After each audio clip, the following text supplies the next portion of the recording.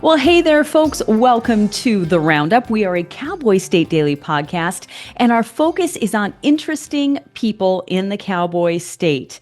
And it's a bittersweet one for me today. This is my final podcast as the regular host of the Roundup, but I am leaving you all in such great hands because my guest today is the person that I'm handing the baton to when it comes to broadcast media for Cowboy State Daily, and that is Mac Watson. Yay for Mac Watson. Hi, thank you. There he is. Now, Mac has such an interesting story. So we're talking about interesting people. He fits right in. And my goodness, the stories he has to tell, we're going to laugh a lot today. But before we go to our interview with Mac, I want to make sure that people know about the Wyoming Business Council Business from the Basement podcast. The Business from the Basement podcast is put on by the Wyoming Business Alliance. The Wyoming Business Alliance wants to promote business and business people and the networking that can happen between business people in Wyoming. So if you are a business person, if you are interested in being a business person, if you want more resources, more connections, more networking, go to the Wyoming Business Alliance Business from the Basement podcast. Check it out, and you will thank me. You will thank me for sending you their way. But don't go there yet, because for the next little while here, we are going to get to know Cowboy State Daily's newest broadcast media director, who is Mac Watson, who comes from Mac, your history in the broadcast radio industry is just so colorful. And It is. so it is. It's colorful. It is. And it's so interesting. But let's just say, Mac, you've only been in Wyoming for about 3 years, but you've had connections to Wyoming for like almost 15 now. Right. So tell us about your connections to Wyoming and what brought you to Northwest Wyoming, which is where you are now. So I was living in Phoenix, working in Phoenix at a radio station there, and I happened to start stalking a person who worked at the Attorney General's office. Oh my. Yeah, she's a lawyer, which is not a great person to stalk, by the way, unless you're in jail or whatever and you need representation. But anyway, I started stalking on social media this woman that I just found fascinating and still do. And we met, we got married, and she is from Cody. She grew up in Cody. She was born in Casper. Then they moved up here to Cody. Her dad worked for Marathon, worked for Husky Oil, Marathon. He was a draftsman for years. So she graduated from Cody High School and then went to, college, law school, University of Wyoming Graduate Law School, and then worked for the Attorney General's office in Wyoming as well as Arizona. So I met her when she was in Arizona, and the first time we'd been dating 2 weeks. And she said, "Hey, I just got to tell you, I'm going back home for my high school reunion." And I knew, because we compared exes, always a good thing, that none of her exes really were, did things for her, right? So she said, "I'm going to my class reunion, my 20th class reunion." I said, "I'll go." And she was like, "What?" And I said, "Yeah." And I bought a plane ticket that night, not knowing where Cody, Wyoming was. I flew into Bozeman. I was like this all the way until we landed, because there was nothing around, because I'm from the East Coast. And when we finally landed, I called her and I said, "I'm here, but I don't know where to meet you." And she goes, "Meet me by the bear." And I thought they had a live bear in the middle of the airport, because I'm such an East Coast guy. And I go, "Who the hell keeps a bear in an airport?" She goes, "It's a statue, dummy. Just meet me by the bear statue." And she drove me through the park, and I fell in love with Yellowstone, Who fell in love doesn't? with Cody. Yep. I've unfortunately, I've never been east, so I've not been to Gillette or South Dakota, but we have gone all over, central, southern, down to Rock Springs, down to Salt Lake City, Denver. I've been almost everywhere in Wyoming and fell in love with it, and obviously fell in love with her. So we'd come up every 6 months to help my father-in-law, until we physically moved here in 2021. That is awesome. And then, of course, you continued your radio career, but Yes. that radio career has kept you I mean, you've taken some really, really interesting turns in your career. Yeah. So Mac, my understanding from chatting with you, because you and I have gotten to chat a lot in the last week or so, getting us ready to make this transition. But my understanding is that you knew from a young age that radio, that's the kind of a dream job you wanted. So Yeah. tell us about your 7-year old first experience as a 7-year old Okay. there, figuring out, wait a minute, this is a cool career. So I grew up in outside of Baltimore, Maryland, and my dad grew up on a gentleman's farm near the Pennsylvania line. So, but he went to school and went to work in the city every day. And he always had to wear a suit, always had to wear a tie, and he worked in banking. So one day, and we were on summer break, one day he says, "Hey, you want to go to work with me?" And of course, it's a bank. I'm like, "No." And he said, "Well, I'm going to go to a radio station." I was like, "Oh, okay." We always listen to the radio in the car. Dad always listened to a certain station. Mom always listened to a certain station.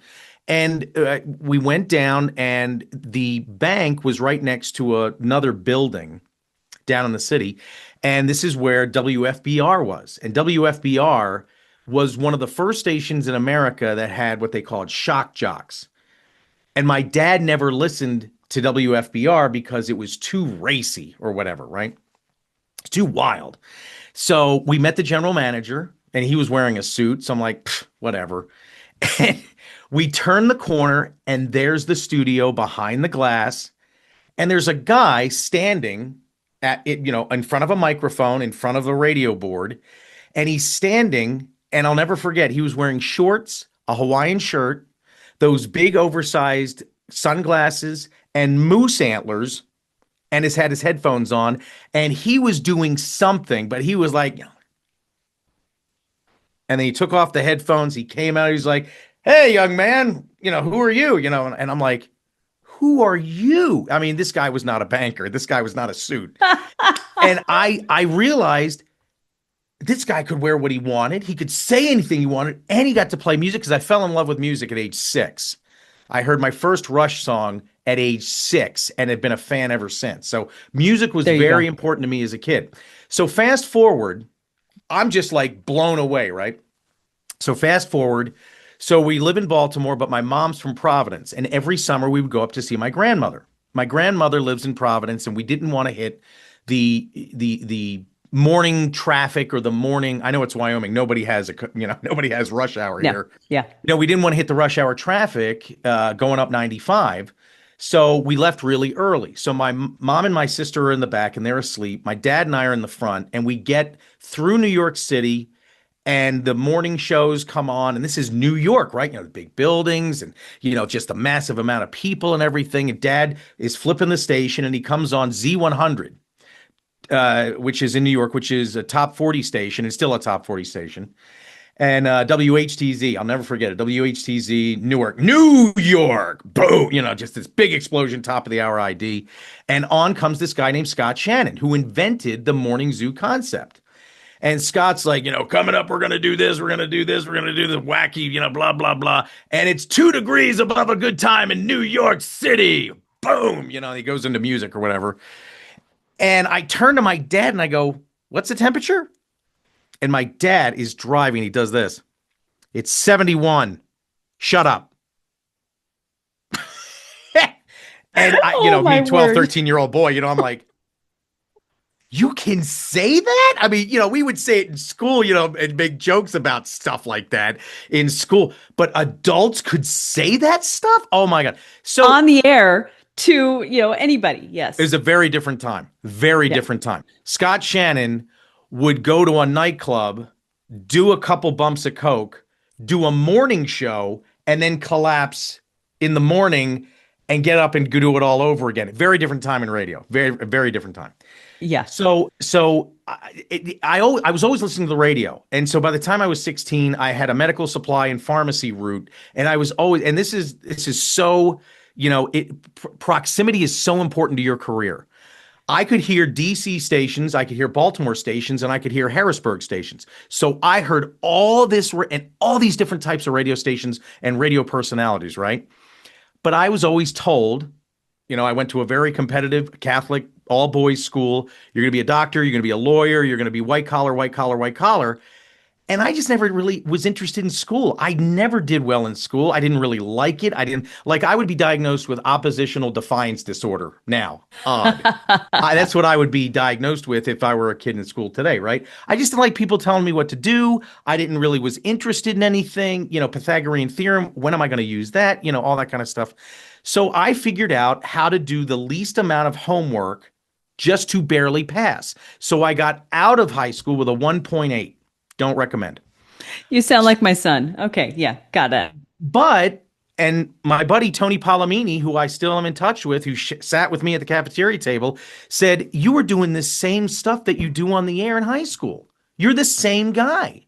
So I would always tell a joke. I'd always, interview people like, "Hey, did you do your math homework? Okay, he didn't do his math homework. I'll do your English homework. You do." I was always this kind of effusive personality, and I liked talking, right? But I didn't know what I was going to do with that. So my father forced me to go to college. I graduated college with an English degree because I like to read. I had no idea what I wanted to do. So, and again, nobody told me about this is how you get to Saturday Night Live. This is how you do improv. This is how you're on the radio.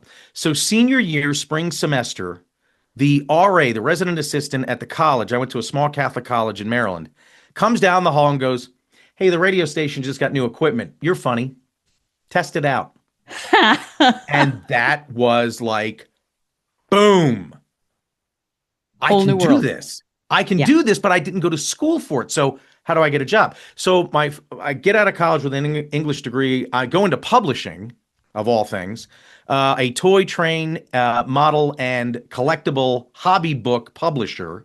So all day I'm looking up values of Lionel Marks and all these other toy trains and, talking to all these train nerds. Got to meet Neil Young because he's a huge train head. He No goes to way. every convention every year up and down the East Coast. So I got to meet Neil Young, and we didn't talk music. We talked trains. Anyway, no offense if anybody's a toy train lover, but my point is that I found that I was really good with like, hey, how does this work? Hey, what do you do? Like I was really curious, and that's one of the keys to being successful. You have got to be curious at all times. You have got to want more information, right?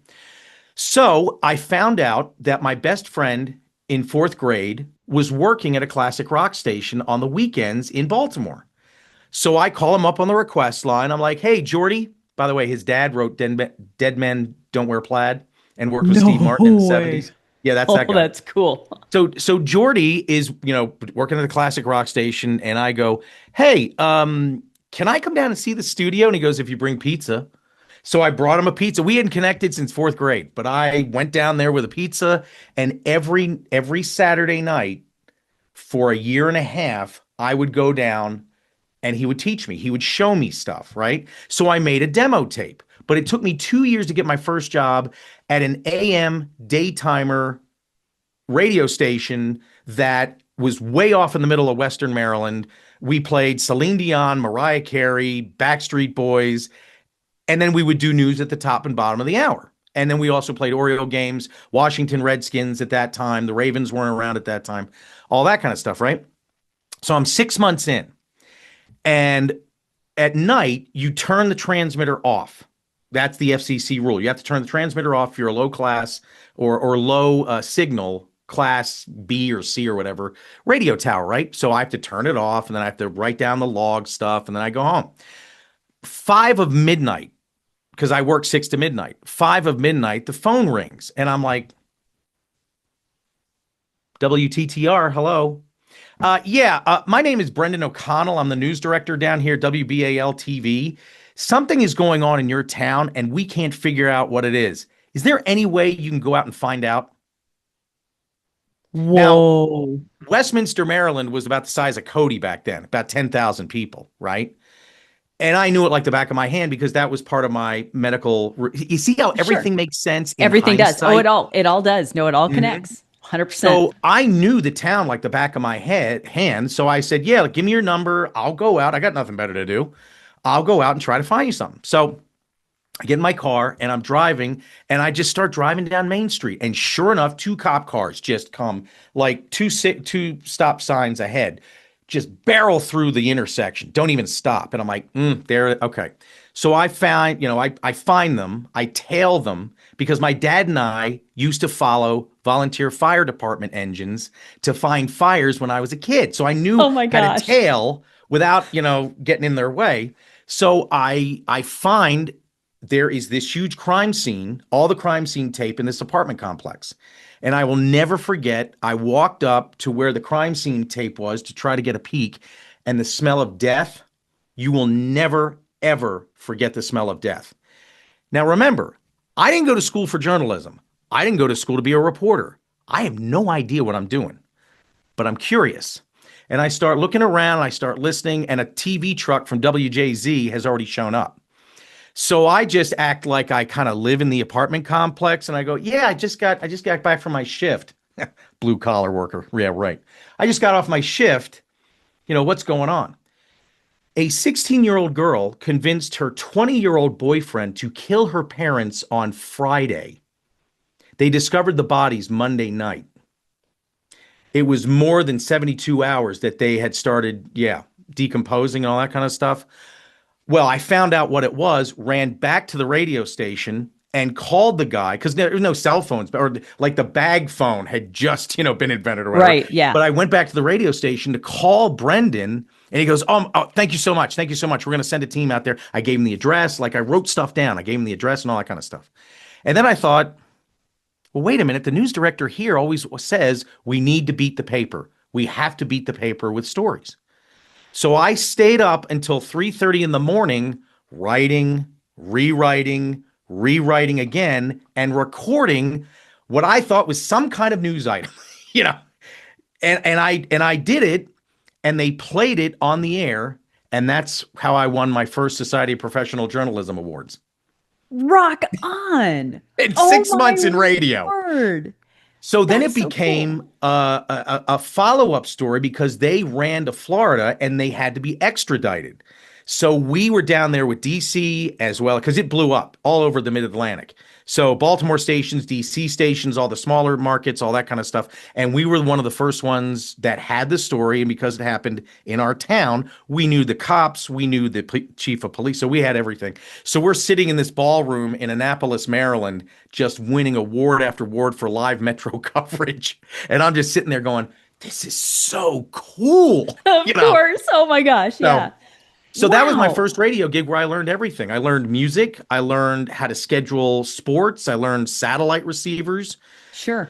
I learned everything in this really small town that I realized later on, wow, that was a great training ground.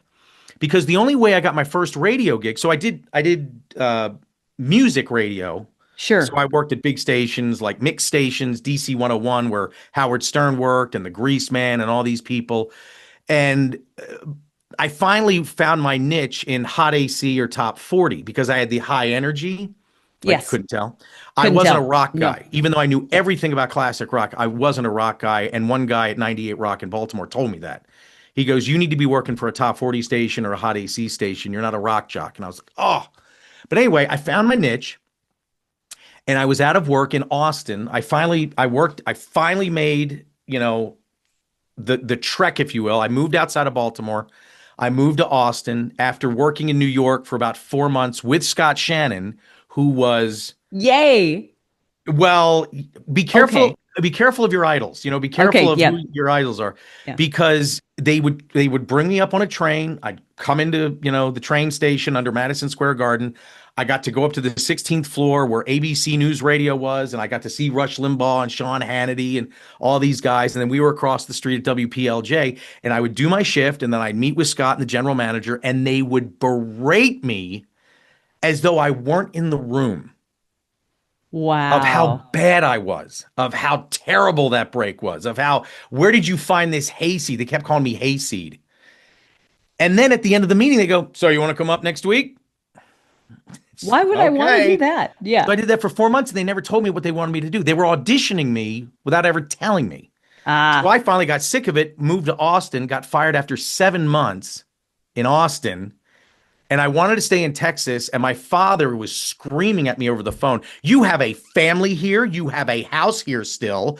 You need to move back. If you don't find a job by December, I will physically come to Texas and I will move you home.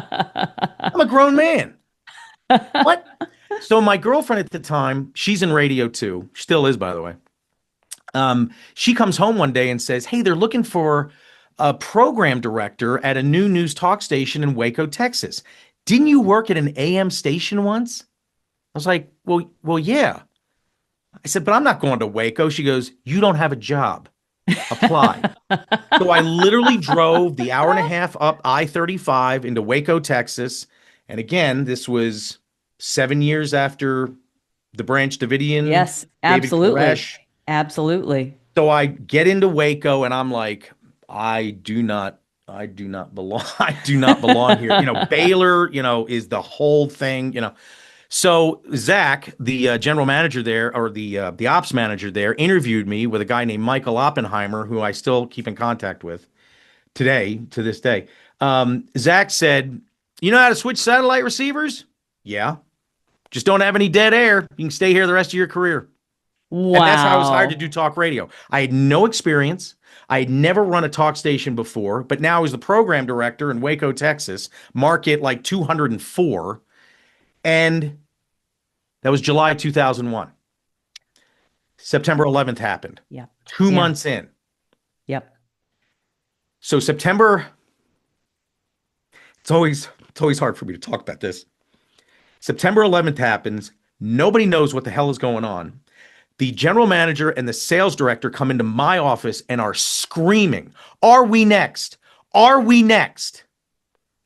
Because remember, George W. Bush was in Florida. He got on Air Force One, landed in Louisiana, refueled, and then disappeared.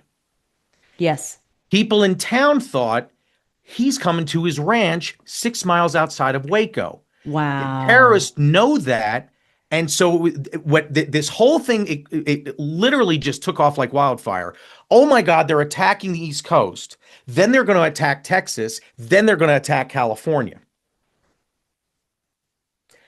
So they're in my office screaming, "What do we do? What do we do? What do we do?" So I lie. "Well, I'm from Maryland. I know somebody that works at the DOD. I'll just make a few phone calls." Really? I don't know anybody at the DOD. I don't know anybody at the Pentagon. I don't know anybody. And the Pentagon was just hit. I don't know anything, but I knew there was a 50-50 shot. Either we were going to be attacked in Waco or we weren't. So I was betting on that we weren't. Yeah. And we finally found out that he went to Offutt Air Force Base in Nebraska. But for 2 hours, people were screaming and crying in the office saying, "Are we next? Are we next? Are they going to hit Dallas first and then come down to Waco? Where are they going to go?" And then it was a baptism by fire. I didn't know where Afghanistan was. I didn't know where Iraq was. I didn't know what Al Qaeda was. So now I say that again. No, nobody did at that Oh, time. right, right, right. But because I was an English major, I could read War and Peace and distill it down to a paragraph for you. So that's how I learned to do a talk radio segment, is that I literally would print something off of the Washington Post. And as I'm going over the story, I'm reading it, but I'm talking about the previous paragraph while I'm reading the next paragraph talking to you. That's how I learned. There you go. So I was Wow, in that's a talent. That's a talent. right, Yeah. right. But Which just this was means you're in the all. right job. Yeah. Yeah, right, right. Again, makes sense after the fact. Meanwhile, I'm crapping my pants every day going, I mean, Dr. Laura, God bless her, she lost her syndication deal because nobody wanted to hear about relationships. You had other guys rise that all they talked about was terrorism. They were getting shows. And so I kind of sort of realized that if I was going to leave Waco, I had to make something break big. So 2 years after the 9/11 attacks, the Baylor basketball team, a player took another player to a gravel pit, shot him in the back of the head, and tried to bury the body. Blew up, blew up. Not just Texas, but nationally. Patrick Dennehy was shot in the back of the head. The coach knew nothing about the players' interactions, whatever. Dave Bliss, look it up. Suddenly, CNN is calling me, Fox is calling me, all these other radio stations are calling me because I'm the only local news talk guy, and I don't have a news staff. It's just me. Wow. Wow. I'm literally the only live local show on my station, and the rest of the day is all syndication, right? So you had Rush Limbaugh at that time, Sean Hannity at that time. You had all these guys that were in New York. I was the only guy in Waco. So the head of Clear Channel, big radio company back then, the head of Clear Channel is in San Antonio. And WOAI in San Antonio starts having me on once a week for updates. Now, no disrespect to the people of Waco, but I couldn't stand living there. So I moved back to Austin and I commuted an hour and a half each way. So on a random Wednesday afternoon, I drive back home. I'm still living with this woman that told me about the job. And she says, "Hey, there's something on CNN about Baylor. They had not only found the body, but they arrested the player. I call WOAI like I'm in Baylor, and I give them a report using the closed captioning on CNN." Oh my word. Oh my word. So Yeah. the operations manager for News Talk and Sports in San Antonio hears this, and he goes, "What are you doing in Waco, Texas?" I mean, I'd worked in DC, Baltimore, New York, Austin. "What are you doing in Waco?"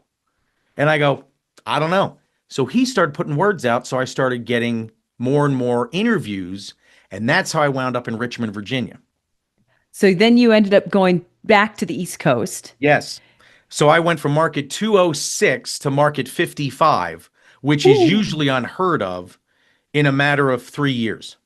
Wow. So now I'm in Richmond, and now I'm kind of being groomed for like syndication because Okay. there's a pipeline. Back then there was a pipeline. So I got to fill in, I would fill in for Glenn Beck, every time he went off, on vacation. Wow. I got to fill in, at KOGO in San Diego or WLW in Cincinnati. So I was working and voice tracking, by the way. I still was voice tracking for music stations. So I was working all the time, but I loved it, right? So I'm in Richmond, Virginia, and a guy out of nowhere calls me from Phoenix. And I still to this day don't know how he found me, or was it like Glenn Beck's people, or I don't know. But basically, I went to the general manager and I said, "Hey, my contract is coming up. I've done this, this, and this, including making the cover of Richmond Magazine." Okay, you got to lift that up a little. There you go. Look at that. Mac Making the Watson. cover of Richmond Magazine. So I put this on her desk. I put another article on her desk. Talkers Magazine now rates me as like the top 20 talk show hosts in the country. And the general manager, I'll never forget, she just took her hand and went, "I'll give you a 5% raise." And I said, "I'm going to Phoenix." So I went to Phoenix in 2007. I was teamed up with a person, and we were one of the first talk radio shows that stopped taking calls. Oh, We didn't take any phone really? calls. Yeah. Really? Because the audience doesn't want to hear Betty in, Albuquerque go on and on about something they don't care about. People tune in to you.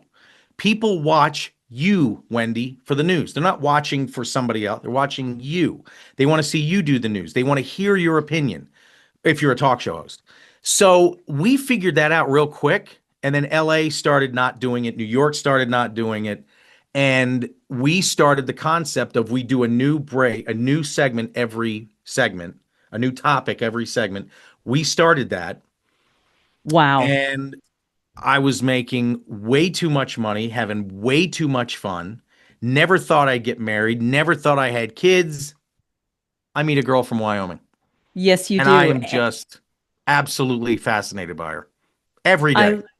I I think that And is phenomenal. and so I'm high profile. I stopped doing the national stuff. I turned down a syndication deal because every time you get a new affiliate, you have a new boss. Hmm. Yeah, sure. Sean Hannity has like 250 bosses. I didn't want that. I wanted to remain local. That's why I love Wyoming. We're a big state, but we all seem to be connected by, small towns, long roads. That's exactly it. Yeah. That's exactly We're it. all so something that happens in Rock Springs and I'm in Cody, I feel that it's like, just down the road. Yeah, that's in your backyard. Yeah, right, Exactly. right, right. And I love that about this state. So I'm in Phoenix, and I mean, we interview John McCain on a regular basis, who still scared the crap out of me at 82. He could still snap my neck. And he would just give you a look when he did not like the line of questioning. And one time he loved talking about Syria at the time because he didn't have to talk about domestic stuff. So he didn't have to answer for why are my taxes going up or why can't we fund education or why. So one time he brought in Tom Cotton of Arkansas and another guy from Oklahoma that I still don't remember his name. And they all sit down, and my partner goes, Senator, we don't care about them. Not the thing to Oh, say to John McCain. uh-oh. And he seethed through the entire interview. And he would pass on the question to Tom Cotton or the other. And we'd be like, well, that's great. That's great. But Senator McCain, blah, blah, blah, blah, blah. I was still scared of him at 82. I was still scared he was going to crack my neck. But those are some of the interesting experiences. I mean, I've had a lot, looking back, there's so many interesting experiences and so many things. Sarah McLachlan hit on me at Lilith Fair, right over my head. The intern, the 19-year-old intern, she's hitting on you. No, she's not. Oh, stuff like that. I've worked with, David Putty from Seinfeld, Patrick Warburton, Adam Carolla. If people remember or know who Adam Carolla was, he did Loveline for years, syndicated. He helped Jimmy Kimmel become Jimmy Kimmel. Wow. I used to have him on the show a lot. So, I guess my point is you never know where there's an opportunity, but never turn down an opportunity. So if somebody said, hey, why don't we do this? Why don't we do this? I'm always like, yeah, I'm up for it. I'm up for it. So when you suggested that I come to work for Cowboy State Daily, even though I had a job, I was like, why not? Why not take a chance and figure out, okay, can I do this? And my point is, there was a small agency called Crisis Nursery.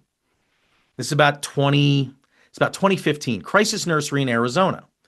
And our program director, his wife worked with Child Crisis Nursery, and they were a foster care and respite care facility. And so they could get you licensed, but they also took care of kids too. They were one of the private agencies that take care of kids that are in the foster care system. And my wife, I had never wanted to have children until I met my wife. So we tried, were unsuccessful. Not my fault. No, I'm kidding. I'm kidding. Um, uh, couldn't have kids, and we were at a benefit for this because my partner and I teamed up, and we would do events. We would get the word out. It was called Mac and Gato's Caring for Kids, and we would every year just raise a crap ton of money for these people. At the time, the foster care system in Arizona was 16,000 kids. Wow. 16,000 kids in foster Wow. care. Oh my word. They were sleeping in offices, government offices, state offices, right? Because there just wasn't enough, there weren't enough foster families, right? So the CEO gets up and, thank you, Mac, thank you, Gatos, thank you, KTAR, you do blah, blah, blah. And her whole speech was, when you think you can't, you can. And I don't know what it was. My wife and I are just sitting there and we turn to each other, and my wife looks at me and goes, maybe our calling isn't to have kids. Maybe it's to foster. Okay, I'm going to cry, and that's I'm pretty already great. starting. Yeah. Yeah. And so we started our journey becoming foster parents. And I swear to God, Wendy, I threw everything at them, that I was a horrible person, that I had an anger issue, that I killed a man in Reno to watch him die, that, I tried not to get licensed. And every time this woman would say, well, that's great, because now you'll recognize when a child is angry that it's a miscue. Oh, that's great. You can recognize trauma in children where somebody who didn't experience that can't see it. Okay. So, No so we, excuses. No excuses. right, right. So basically, we got licensed in 6 months, and we did it all on our own through what is now called Child Crisis Arizona. We were licensed through them, and they always say you're gonna have your heart broken. This is a really tough experience. It's a really tough job, but it's really worth it. But reunification is always the goal. That is always going to be the goal. Reuniting these children with the bio parents. No matter what they've done, unless rights have been severed, the goal is always to reunite, right? And so you're going to get your heart broken. You're going to help these families, though, and it's going to be no, no, no. So we're licensed on Tuesday. That Friday, my wife gets a call late afternoon. Everybody's gone home. I'm still on the air. I did afternoons. I'm still on the air. Hello. Yes, I found out that you just got licensed. Congratulations. Are you up to adopt? They are not supposed to ask you that. They are not supposed to call you. They are supposed to call your agency. Your agency will call you and find out if you're available, if it's a fit, blah, blah, blah. They called us directly. And my wife, who's a lawyer, said, "Is that a trick question? You're not supposed to ask me that." I mean, she went immediate into legal mode, which is very pleasant for everybody. Anyway, uh, okay, counselor, enough. Um, and so the woman was like, "We have two kids. They came into foster care, or they've been in the foster care system before, but they came in. They're in the office. Rights are severed." So my wife said, "Sure, fine." So I come home, I change clothes. We drive downtown Phoenix into a, not so good section of Phoenix into this nondescript office building. And they take us into a room that is full of children. And there is our soon to be daughter crying on the floor. She is 7 and scared to death because she's been in the foster care system, but she's always been with relatives. She's never been outside of her family.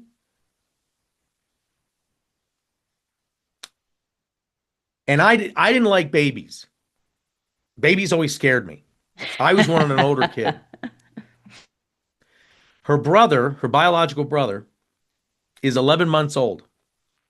And the social worker brings him over, and my wife loves babies. And she does this, and he launches into my arms. He chose me. Now, of course, my wife will complain all the time about that forever. So we drove him home, and my daughter told us everything about herself.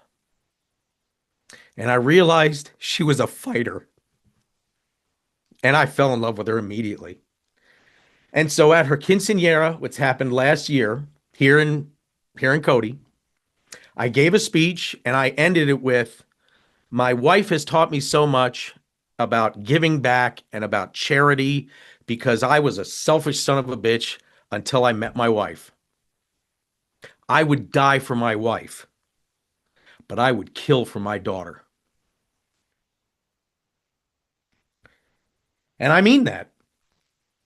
These two kids are very different. They're 7 years or about 6.5 years apart. Different dads, same mom. They are so different, yet they are so alike. And I call my daughter Greatness. I call her Greatness. That's her nickname because she doesn't believe it. She has terrible trauma.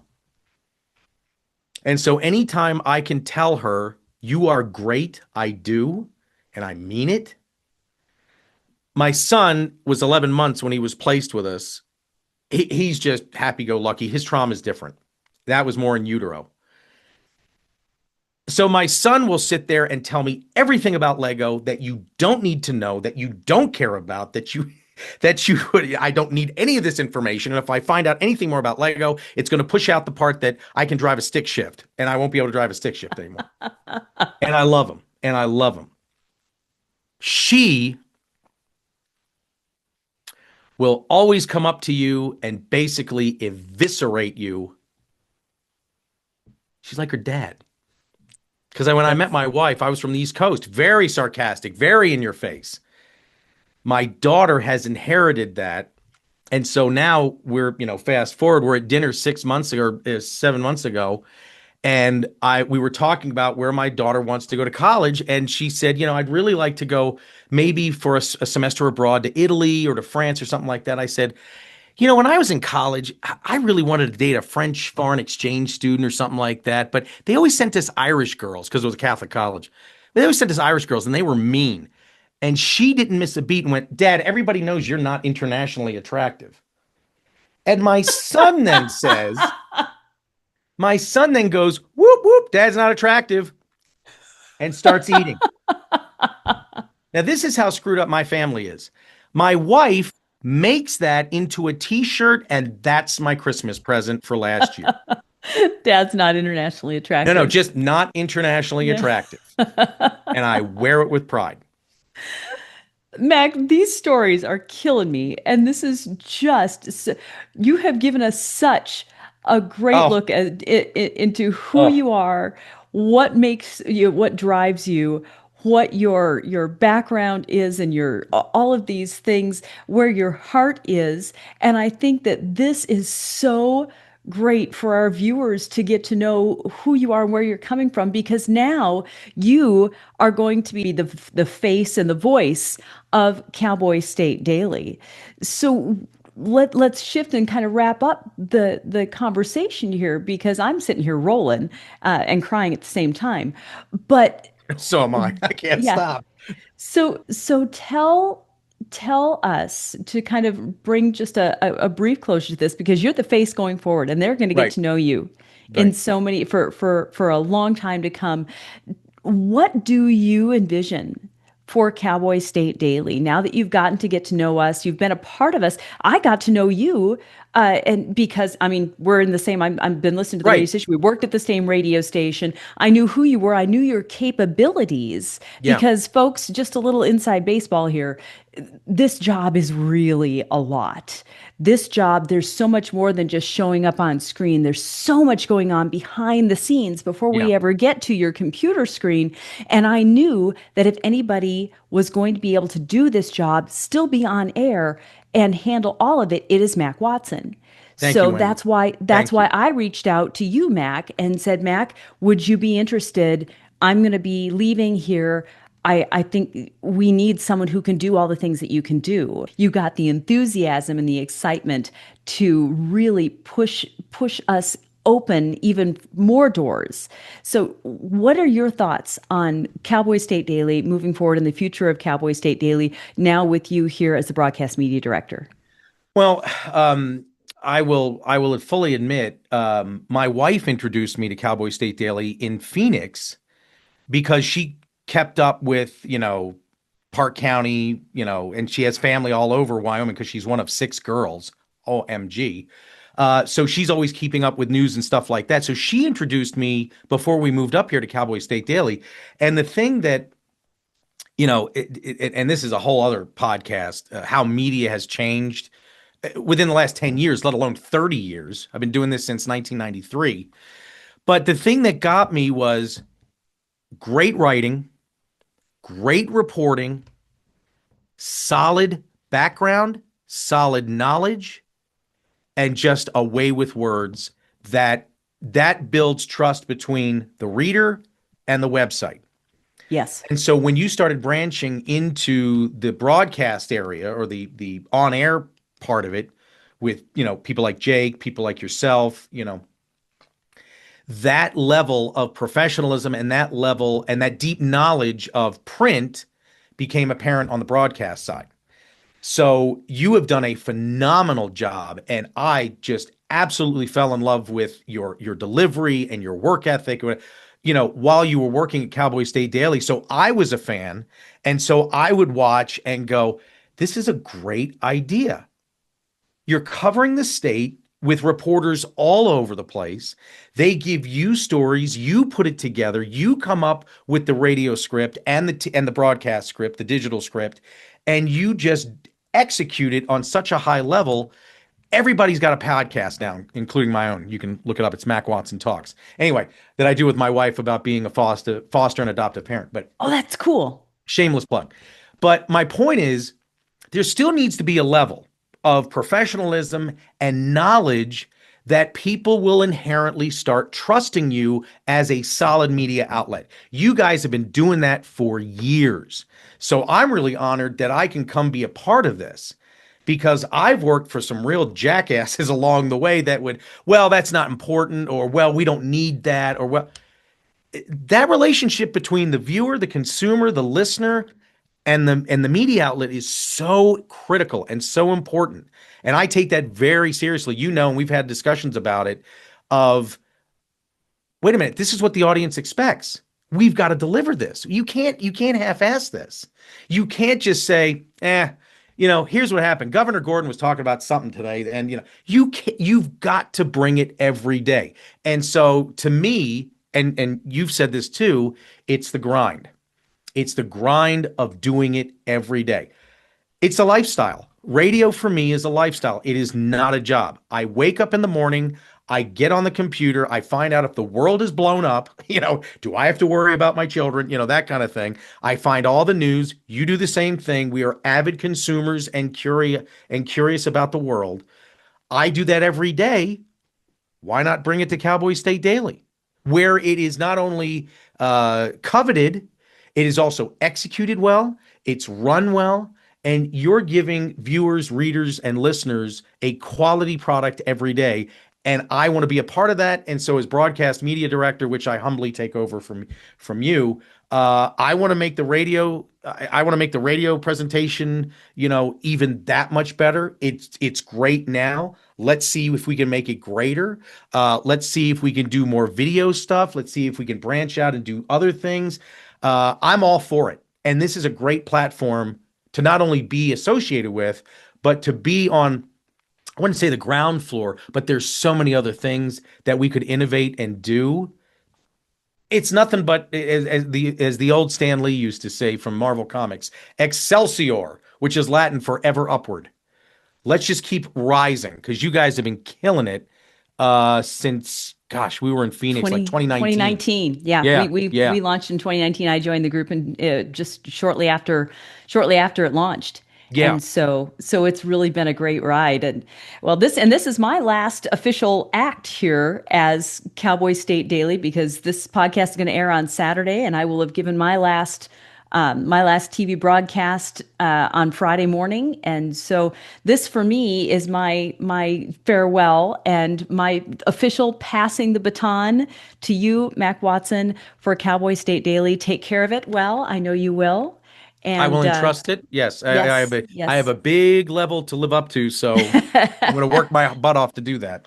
Well, Mac, thank you. Thank you for giving us a glimpse into who you are, what makes you tick today. And I know that this is just going to be so much fun for the viewers to get to know not just your level of experience, but also your heart in taking this and moving this forward, and your enthusiasm and your buy-in to all of this and the mission of Cowboy State Daily. So thank you, Mac, because I know you're going to do great. Thank you, Wendy. And I'm going to keep bugging you to keep coming back, or maybe we can see you down the road. I'm going to try to get you back on every chance I get. So thank you for the opportunity. Absolutely. Absolutely. And folks, after 2.5 years of being the voice, I now am signing off, and I'm going to cry just a bit, but thank you for your trust in me. Thank you for your trust in Cowboy State Daily. And folks, have a great week.